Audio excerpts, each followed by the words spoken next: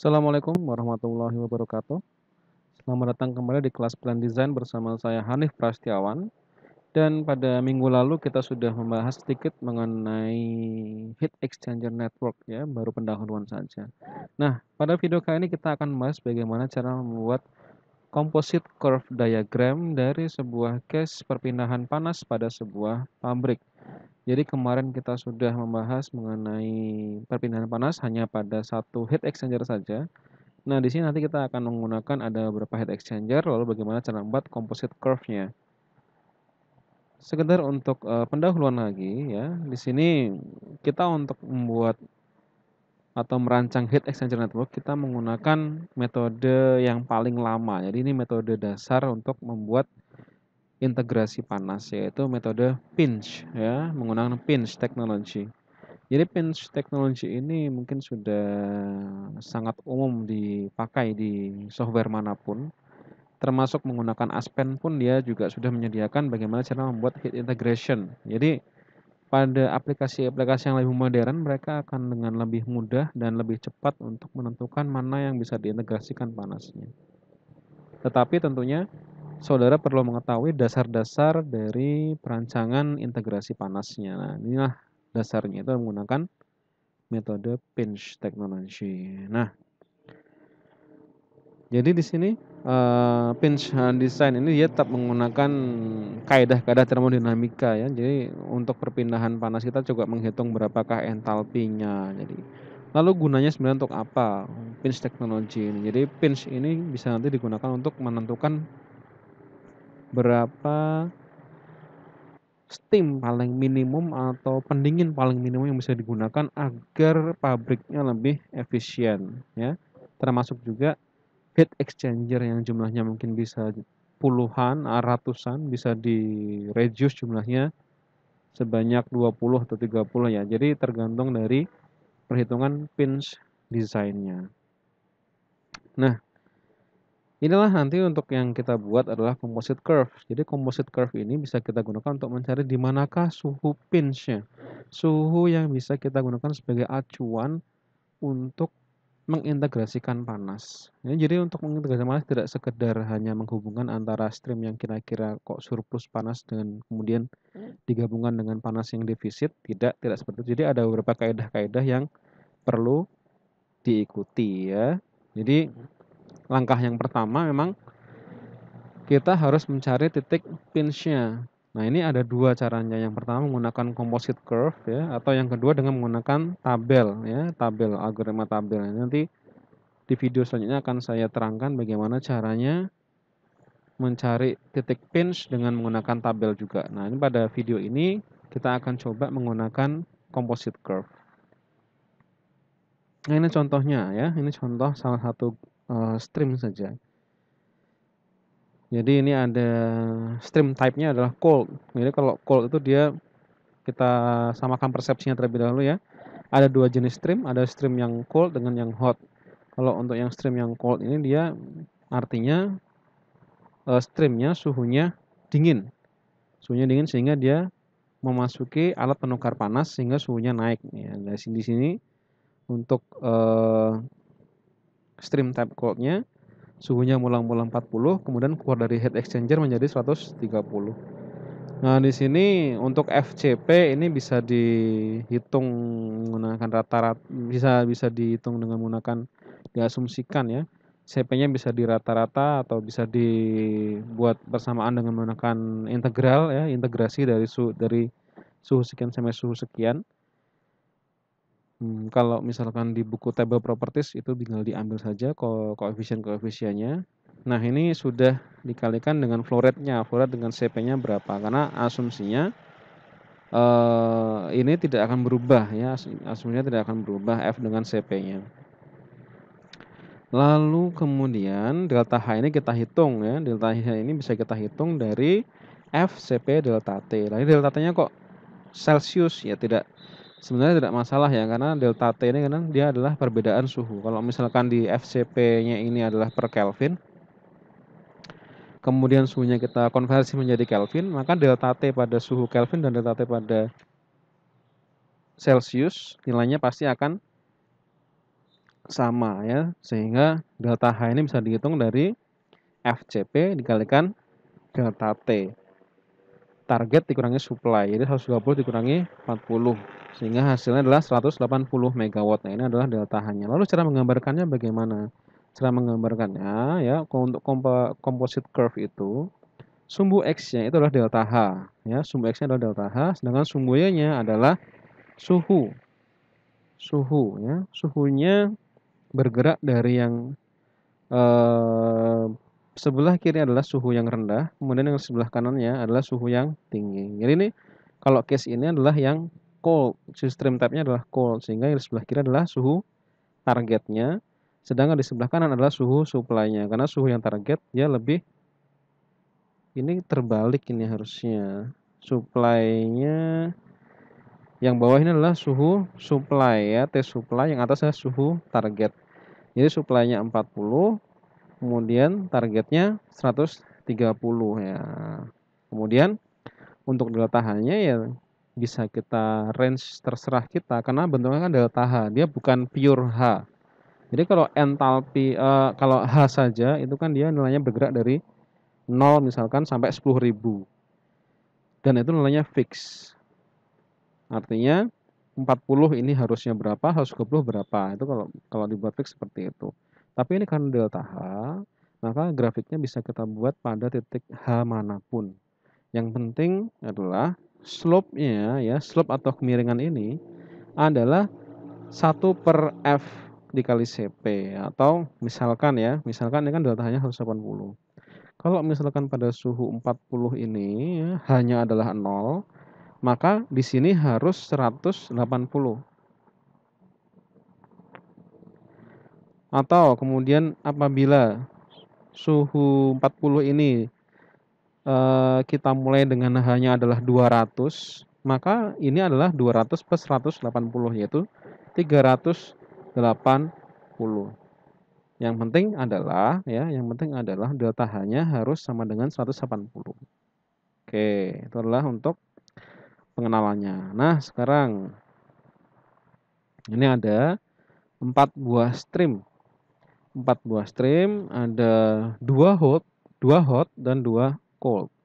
Hot ini yang pertama bergerak dari suhu 400 ke 120, kemudian yang kedua adalah 340 ke 120. Yang ketiga, stream cold-nya dari 150 naik ke 400, dan yang terakhir stream cold-nya naik dari 100 ke 250. Ini masing-masing dari FCP-nya sudah ada. Ini sudah dihitung juga delta H-nya. Kalau yang hot jelas negatif karena dia delta H-nya adalah FCP dikalikan T target minus T supply. Jadi hasilnya adalah negatif. Tapi tidak masalah. Ini untuk membuat grafiknya bisa juga dibuat absolutnya, nilai absolutnya ya. Yang penting nanti untuk nilai negatif positifnya bisa dilihat dari arah panahnya. Jadi untuk yang negatif itu arahnya ke bawah ya. Kemudian yang positif arahnya ke atas. Nah, jadinya seperti ini.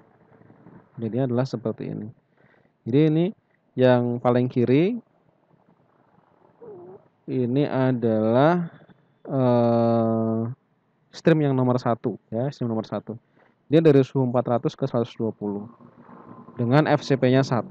Kemudian yang kedua ini adalah grafik turun dari 340 hingga ke 120 dengan FCP-nya 2 megawatt per Kelvin. Nah, yang ketiga ini adalah gabungan. Ya, karena ada suhu yang berhimpitan ya, ada suhu yang sama beroperasi, ada 2 stream di sana, maka FCP-nya ini ditambahkan. Ya, ini adalah gabungan antara FCP stream 1 dengan FCP stream 2. Jadi delta H-nya ini dihitung ya, delta H-nya dihitung dengan mengalikan FCP dikalikan T 340 dikurangi 120. Nah, ini delta H-nya. Dengan untuk yang atas dia tetap sama dengan yang stream pertama, kemiringannya tetap sama. Begitu juga untuk yang kedua. Jadi untuk kemiringannya yang pertama dan yang kedua menggunakan satu slope. Tapi garis yang komposit yang terakhir mana stream yang berhimpitan. Nah, ini pada suhu 160 hingga 250 ternyata FCP-nya ini adalah penjumlahan dari 1,5 dan 1,3. Jadi di sini FCP-nya adalah 2,8. Yang di bawah mengikuti stream kedua, ya, ini stream kedua ya. Kemudian yang atas adalah stream ke-1. Oke, sekian. Slide selanjutnya. Nah, ini dia. Kalau misalkan tadi grafik antara hot stream dengan cold stream ini kita geser ya, atau kita shift, yang untuk cold di sebelah kiri dan yang hot ya, hot sebelah kiri, cold di sebelah kanan, maka akan menjadi seperti ini grafiknya. Nah, ini adalah titik yang dinamakan oleh pinch point. Titik pinch point. Ini adalah titik yang penting ya, suhu yang paling penting untuk sebagai acuan dalam pembuatan integrasi panas. Ya. Nah, jadi kalau misalkan ini bisa dilihat, ini jarak antara pada suhu yang tertinggi ya, suhu yang tertinggi, jaraknya antara cold dengan hot itulah beban panas total yang dibutuhkan oleh pemanas ya. Untuk hot utility requirement-nya QH-nya bisa dilambangkan seperti itu. Itulah jarak antara hot dengan cold pada suhu yang tertinggi. Sedangkan untuk yang cold utility requirement-nya atau QC itu bisa dihitung dari selisih antara delta H ya, selisih antara delta H antara cold dengan hot pada suhu yang terendahnya. Nah, titik pinch point ini pun juga bisa kita geser-geser. Jadi ini kalau misalkan bisa dilihat di sini ada yang diarsir di sini, ini ada arsiran. Ini merupakan luas area ya, luas area pada alat penukar panas yang diperlukan. Kalau misalkan dihitung ini adalah luas area total dari alat penukar panas yang diperlukan.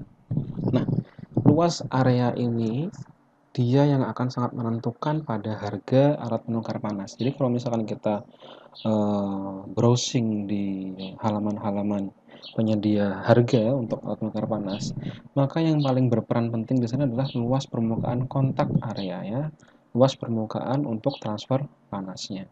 Heat transfer areanya berapa? Nah, itu yang paling berpengaruh pada harganya. Di samping dengan bahannya atau kemudian bisa jadi ada ya, kalau misalkan lubang itu juga dia mempengaruhi dari luas permukaan transfer panasnya. Nah, ini proses above the pinch in heat balance with Q ini hanya lambangnya saja ya. Ini hanya lambang saja. Penjelasannya QH dengan QC ya, proses below the pinch in heat balance with QC ya, ini adalah QC-nya. Lalu kemudian, nah, kalau misalkan kita geser-geser ya, ternyata dia luas permukaannya berubah. Ya, ini bisa dilihat ketika cold stream ini kita geser ke sebelah kanan, maka ada perubahan delta T minimum. Ya, delta T minimumnya menjadi semakin besar. Kalau tadi kan yang berhimpitan delta T-nya tentu nilainya adalah 0, tidak ada perubahan, tidak ada perbedaan titik delta T. Karena di sini, dan kalau di sini dilihat delta T-nya ada pada ya 340 ya. Nah, kalau misalkan kita rubah delta T-nya sekarang memiliki jarak. Ya, ini delta T-nya berarti sekarang ada 340 dengan 250. Jadi selisihnya adalah 90 ya, 90 derajat Celcius. Nah, pinch point-nya pun juga tidak berada di titik ini ataupun titik ini. Pinch point-nya ada di tengah-tengah. Di tengah-tengah ini. Tetapi pinch point itu menjadi ada dua. Ada pinch point untuk hot utility, ada pinch point untuk yang cold utility.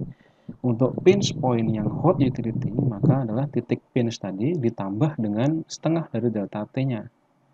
Ya, tambah setengah dengan delta T. Jadi kalau di tengah-tengah sini, titik tengah-tengah sini berarti kan dia 45 ya. 45 tambah ini berarti 295. Artinya titik untuk yang pinch point yang hot 295 ditambah dengan 45. Untuk yang pinch point yang cold 295 dikurangi dengan setengah dari 90 ya. Hasilnya adalah 250. Jadi itu untuk pinch point-nya. Dan nah, ini bisa dilihat ya, kalau semakin digeser ke sebelah kanan maka bisa mengurangi luas transfer panas ternyata ya. Nah, itulah makanya untuk integrasi kita tidak bisa hanya satu kali saja untuk melakukan percobaan. Tadi harus melakukan beberapa kali. Kira-kira mana yang bisa memberikan efisiensi energi paling besar dan mana yang bisa memberikan luas permukaan paling kecil. Nah, itu yang kita pilih untuk proses integrasi. Nah, ini sekian untuk yang teori mengenai composite curve diagram ya beserta pinch point-nya. Pada video selanjutnya kita akan melihat contoh pembuatan composite curve diagram pada Microsoft Excel. Oke, terima kasih. Assalamualaikum warahmatullahi wabarakatuh.